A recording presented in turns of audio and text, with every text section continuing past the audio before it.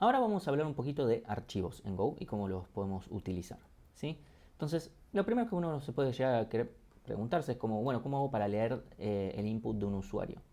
Entonces, eh, básicamente hay muchas formas de leer de archivos. Y ahora uno puede decir, ¿por qué estás hablando de archivos si estás hablando de inputs de usuario? ¿Sí? Pero es lo mismo. Eh, y básicamente porque la entrada del usuario es un archivo, es entrada estándar. Y si alguien no está muy al tanto de eso, bueno, les pido, pero hacer bien esto, pero espero que vean el video sobre entrada estándar, salida estándar y error. Eso es algo que van a necesitar ampliamente para los TPs. Pero bueno, sacando ese detalle, hay muchas formas de leer de archivos. Nosotros les vamos a recomendar principalmente, por una cuestión de simplicidad, que usen del módulo buff.io, buffer.io, ¿sí?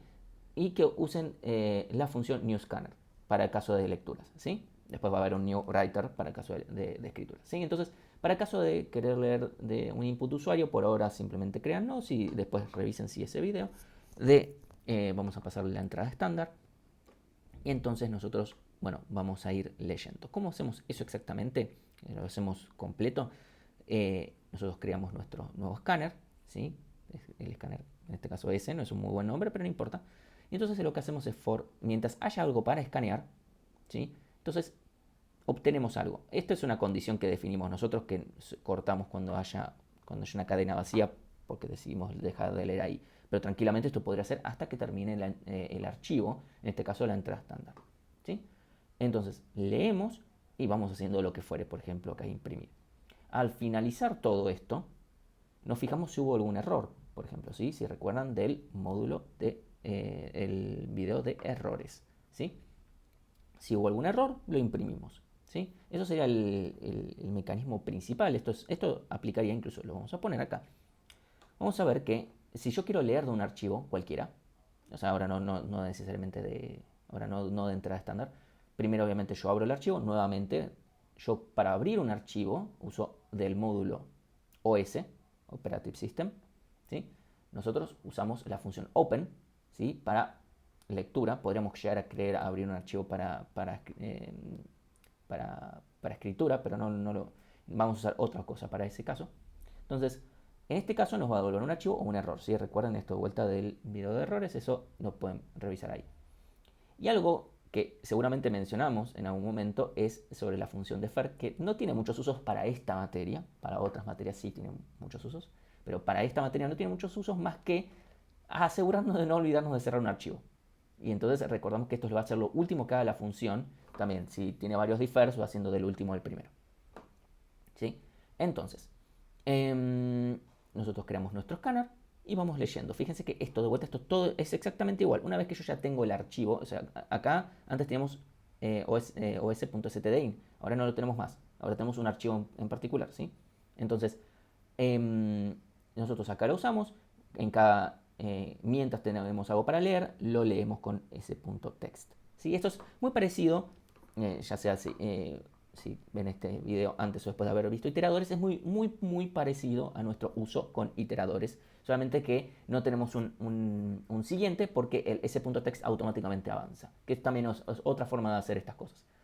Entonces, mientras haya algo para leer, lo leemos. ¿Sí? Y si hubo algún error, toda esta parte es exactamente igual. No cambia el hecho de estar leyendo un archivo que está ahí escrito o de entrada estándar. Eso, una vez que yo ya tengo acá un archivo, es lo mismo. ¿Sí? Pero acá ya de paso vemos cómo podemos abrir un archivo desde una ruta en particular. Ahora, si yo quiero escribir, yo puedo, por ejemplo, fijarme de justamente crear mi archivo. ¿Sí? Esto sería create para el caso, por supuesto, de un archivo nuevo, que podría llegar a fallar porque tal vez el archivo ya existe. Si yo quiero hacer append de otra manera, no nos vamos a expandir acá porque no tiene sentido para la materia, es fácil leerlo en la documentación. ¿Sí? Entonces, acá todo de vuelta lo mismo, y me voy a crear un writer, un data writer. Entonces yo aquí voy a ir escribiendo en el data writer, voy a ir escribiendo lo que yo tenga ganas. A recordar que si yo estoy escribiendo un string, nada, tenemos que escribir los fines de línea nosotros a mano, no es que lo hace solo. ¿Sí? Si esto devuelve alguna clase de error, nada, simplemente lo imprimimos. ¿Sí? Fíjense que aquí esto no lo estamos usando, que devuelve, si no me equivoco, la cantidad de bytes que termino escribiendo. No es algo que probablemente usemos.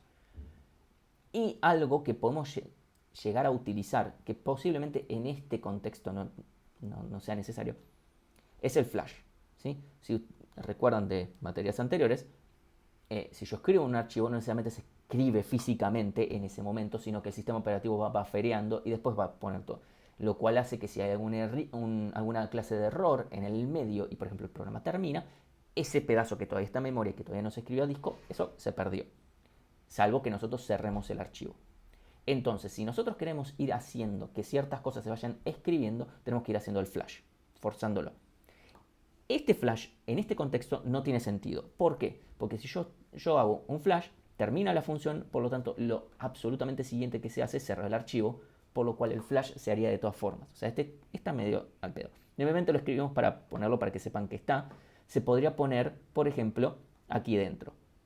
¿Sí? Una vez que ya sabemos que no hubo un error, por ejemplo, o sea, acá podríamos poner un else, si no hubo un error, entonces hacemos un flash. Podríamos hacerlo, el tema es que ahí obviamente estaríamos eliminando la optimización que hace el sistema operativo de evitar escribir siempre todo el tiempo a disco, que es algo que demora, ¿sí? Pero sepan que si yo quiero ir asegurando cada cierto tiempo que algo se escriba en disco, puedo hacer esto y ya está. Y no hay nada más para mencionar sobre archivos que nos sirva para la materia. Si les interesa más, pueden ir a fijarse la documentación sobre archivos en todo lo que tiene que ver con os.create, os.read, etc. Eso lo pueden revisar ahí.